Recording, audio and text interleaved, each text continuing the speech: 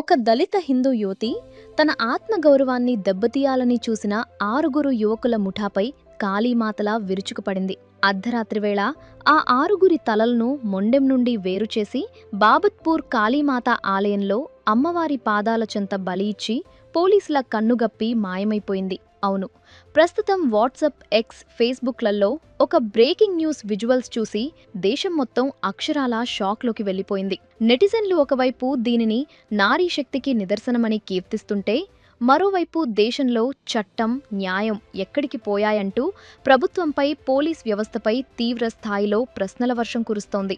వారణాసి లాంటి ఒక అత్యంత సున్నితమైన, చారిత్రాత్మక నగరంలో ఇలాంటి ఉద్రిక్తత రేగడంతో అటు పోలీస్ డిపార్ట్మెంట్, ఇటు సదరు మీడియా నెట్వర్క్, క్లస్టర్ హెడ్స్ అత్యవసరంగా రంగంలోకి దిగారు. అసలు ఆ రోజు రాత్రి కాశీలో ఏం జరిగింది? 6 తలలు తెగిపడిన ఆ కాళీమాత గుడి దగ్గర పోలీసులు జరిపిన విచారణలో ఎలాంటి నమ్మలేని నిజాలు బయటపడ్డాయి?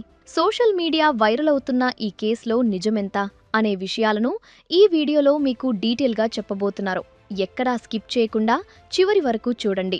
వారణాసి నగర శివార్లలోని బాబత్పూర్ ప్రాంతానికి ఆనుకుని ఉండే ఒక చిన్న పల్లెటూరు హేమంత్పూర్. పగటిపూట ఎంతో ప్రశాంతంగా కనిపించే ఆ ఊర్లో కులాల, మతాల గోడలు లోపలే నివురుగప్పిన నిప్పులా ఉండేవి. అదే గ్రామానికి చెందిన శృతి ఒక దళిత హిందూ యువతి. డిగ్రీ పూర్తి చేసి నగరంలో ఉద్యోగం కోసం ప్రయత్నిస్తున్న శృతి ఎంతో ధైర్యవంతురాలు, స్వాభిమానమున్న అమ్మాయి. స్థానిక కాళీమాత దేవాలయం అంటే ఆమెకు అపారమైన నమ్మకం. రోజూ సాయంత్రం ఆ గుడికి వెళ్లి పూజలు చేయడం ఆమెకు అలవాటు. అయితే ఆమె ప్రశాంతమైన జీవితంలోకి ఒక ముఠా ప్రవేశించడంతో కథ ఒక్కసారిగా మలుపు తిరిగింది. అదే ప్రాంతానికి చెందిన కొంతమంది ముస్లిం యువకుల ముఠా గత కొన్ని నెలలుగా శృతిని గమనిస్తూ వస్తోంది. ఊరిలో వారి అరాచకాలకు అడ్డు అదుపు లేదు. ఒకరోజు సాయంత్రం శృతి ఒంటరిగా గుడి నుండి తిరిగి వస్తుండగా 6 యువకుల ముఠా ఆమెను అడ్డుకుంది. వారిలో ముఖ్యుడైన వ్యక్తి శృతితో నేరుగా మాట్లాడాడు. "నువ్వు ఈ ఊర్లో ప్రశాంతంగా బతకాలన్నా, నీ కుటుంబం క్షేమంగా ఉండాలన్నా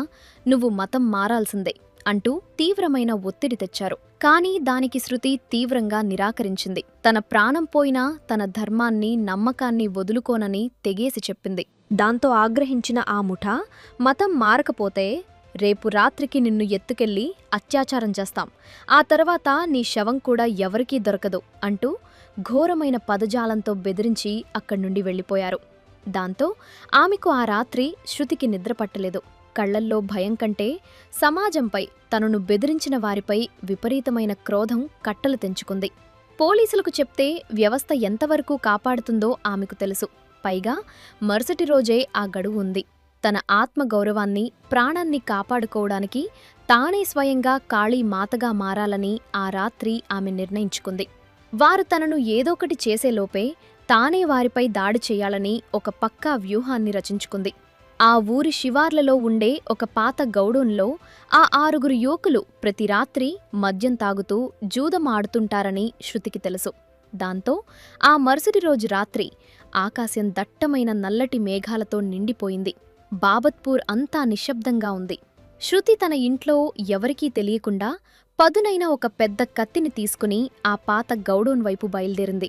సరిగ్గా అర్ధరాత్రి సమయం. ఆ 6 యువకులు పూర్తి మత్తులో ఉన్నారు. శృతి లోపలికి రావడం చూసి వారు మత్తులో నవ్వుతూ ఆమెను హేళన చేయడం ప్రారంభించారు. కాని వారి నవ్వులు ఎంతోసేపు నిలవలేదు. వారిపై శృతి ఒక్కసారిగా విరుచుకుపడింది.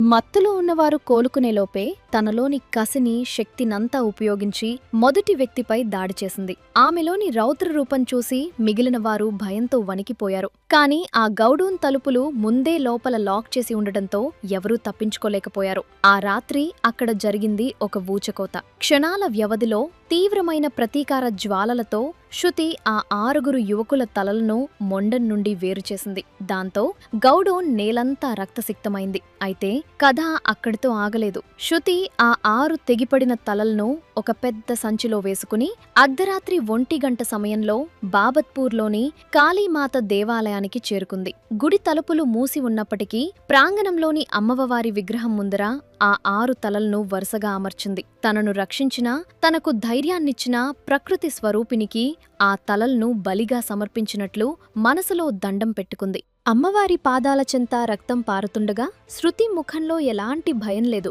కేవలం ఒక ప్రశాంతత మాత్రమే కనిపించింది. ఇక ఆ మరుసటి రోజు తెల్లవారుజామున గుడి పూజారి తలుపులు తీసి లోపలికి రాగానే అక్కడున్న దృశ్యాన్ని చూసి గుండె ఆగినంత పనయింది. ఊరంతా గుడి వద్దకు పరుగులు తీసింది. విషయం తెలుసుకున్న బాబత్పూర్ పోలీసులు రందంలోకి దిగారు. 6 తలలు ఎవరివో గుర్తించడానికి ఎంతో సమయం పట్టలేదు. వెంటనే పోలీసులు విచారణ ప్రారంభించి ఆ యువకులు గతంలో శృతిని బెదిరించిన విషయాన్ని కొందరు స్థానికుల ద్వారా తెలుసుకున్నారు. ఇక పోలీసులు శృతి ఇంటికి వెళ్లేసరికి ఆమె అక్కడ లేదు. ఆ రాత్రి గుడిలో పూజ ముగించుకున్న వెంటనే ఆమె పోలీసుల కన్నుగప్పి ఎలాంటి ఆధారాలు దొరకకుండా వారణాసి రైల్వే స్టేషన్ మార్గం గుండా ఎటో పరారైంది. పోలీసులు వారణాసి అంతటా గాలింపు చర్యలు చేపట్టారు. చెక్ పోస్టులు పెట్టారు. కానీ శృతి జార మాత్రం ఎక్కడా దొరకలేదు.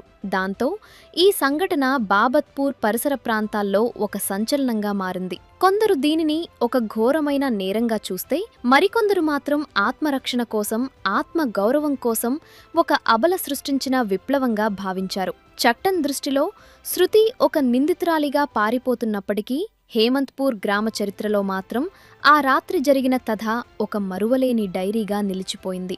ప్రస్తుతం ఈ స్టోరీకి సంబంధించే ఒక న్యూస్ ఛానల్ స్క్రీన్ షాట్ ఇప్పుడు సోషల్ మీడియా ప్లాట్ఫారంలైన వాట్సాప్, ఎక్స్ అంటే పాత ట్విట్టర్, ఫేస్బుక్ మరియు యూట్యూబ్లలో విపరీతంగా షేర్ అవుతోంది.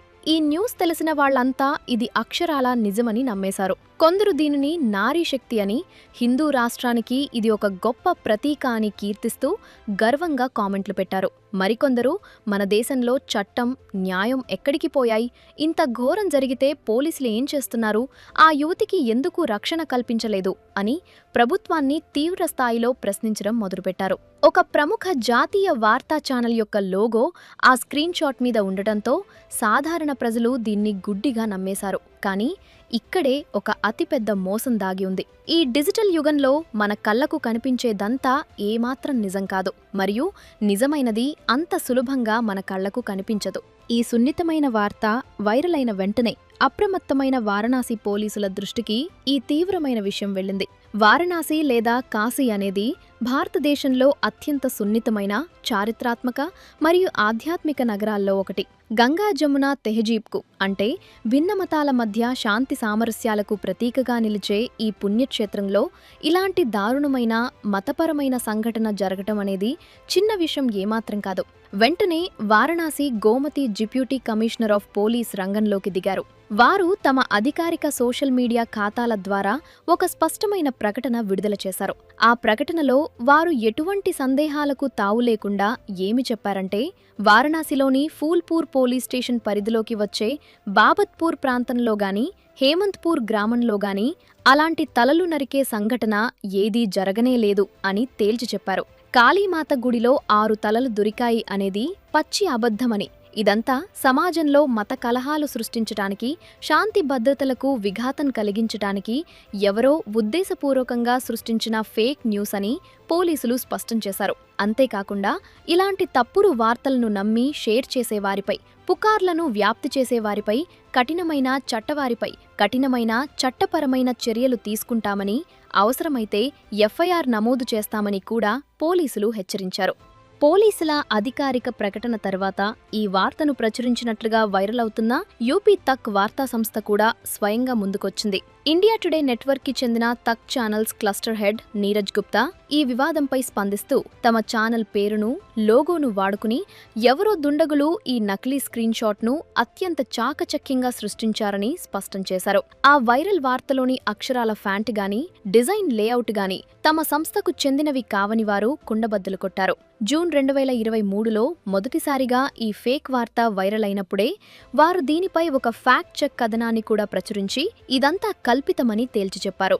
ఇప్పుడు మనం ఈ అబద్ధపు వార్తను ఎలా పసిగట్టాలో ఒక ప్రొఫెషనల్ డిటెక్టివ్ లాగా శాస్త్రీయంగా విశ్లేషిద్దాం.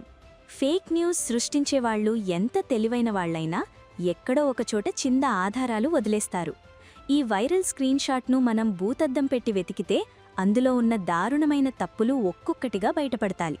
మొదటి తప్పు భాష మరియు వ్యాకరణం. ఆ న్యూస్ టెక్స్ట్లో చాలా చోట్ల తీవ్రమైన స్పెల్లింగ్ తప్పులున్నాయి. వాక్య నిర్మాణం ఒక ప్రొఫెషనల్ జర్నలిస్ట్ రాసినట్లుగా కాకుండా ఎవరో సాధారణ వ్యక్తి తన మొబైల్లో టైప్ చేసినట్లుగా చాలా అసహజంగా ఉంది. ఇది మనం గమనించాల్సిన మొదటి మరియు అత్యంత ముఖ్యమైన రెడ్ ఫ్లాగ్. రెండవ మరియు అత్యంత ఆశ్చర్యకరమైన తప్పు ఆ వైరల్ గ్రాఫిక్లో ఉపయోగించిన ఫోటోలలో ఉంది. ఆ స్క్రీన్షాట్లో ఒక పురాతనమైన గుడి ముందు కొంతమంది పోలీసులు నిలబడి ఉన్నట్లు ఒక ఫోటో స్పష్టంగా కనిపిస్తోంది. ఆ గుడి వారణాసి బాబత్పూర్లోని కాళీమాత గుడి అని దాన్ని చూసిన వారందరూ అనుకుంటారు. కానీ ఆల్ట్ న్యూస్ లాంటి ఫ్యాక్ట్ చెక్ సంస్థలు రివర్స్ ఇమేజ్ సర్చ్ టెక్నాలజీని ఉపయోగించి ఆ ఫోటోని వెతికితే ఒక నమ్మలేని పచ్చి నిజం బయటపడింది. ఆ ఫోటోలో ఉన్న గుడి అసలు వారణాసిలోనిది కాదు. అది అక్కడికి సుమారు 135 కిలోమీటర్ల దూరంలో ఉన్న అలహాబాద్ నగరంలోని సలోరీ దేవాలయం. ఇక ఆ గుడి కింద ఉన్న పోలీసుల ఫోటో అయితే మరీ కామెడీ. ఆ ఫోటో ది ఇండియన్ ఎక్స్‌ప్రెస్ పత్రిక వారు చాలా ఏళ్ల క్రితం పూణే పోలీసులకు సంబంధించిన ఒక వార్త కోసం వాడిన పాత ఫైల్ ఫోటో. ఆ పాత పోలీసుల ఫోటోను తీసుకొచ్చి అలహాబాద్ సలోరీ గుడి ఫోటోకి ఫోటోషాప్లో అతుకుపెట్టి దాన్ని వారణాసిలో జరిగిన సంచలన సంఘటనగా మన ముందుకు తీసుకొచ్చారు. ఎంతటి ఘోరమైన మోసమో చూడండి. ఇక మూడవ తప్పు ఒక పెద్ద జోక్ అని చెప్పొచ్చు. ఆ వార్త స్క్రీన్షాట్ ఎడమవైపు అడుగుభాగంలో వెబ్ దునియా అనే వాటర్ మార్క్తో ఒక చిన్న ఇన్ఫోగ్రాఫిక్ ఉంది. దాన్ని జూమ్ చేసి చదివితే అది ఏమాత్రం వార్త కాదు. అది మధ్యప్రదేశ్ రాష్ట్రానికి చెందిన 2022-23 బడ్జెట్కి సంబంధించిన ఒక పాత ప్రకటన. అందులో మధ్యప్రదేశ్లో కొత్త పన్నులు లేవని, 13,000 మంది ఉపాధ్యాయులను త్వరలో నియమిస్తామని స్పష్టంగా హిందీలో రాసి ఉంది. కొంచెం తార్కికంగా ఆలోచించండి. వారణాసిలో జరిగిన ఒక ఘోరమైన హత్య వార్తకు, పక్క రాష్ట్రమైన మధ్యప్రదేశ్ బడ్జెట్ ప్రకటనకు అసలు ఏమైనా సంబంధముందా?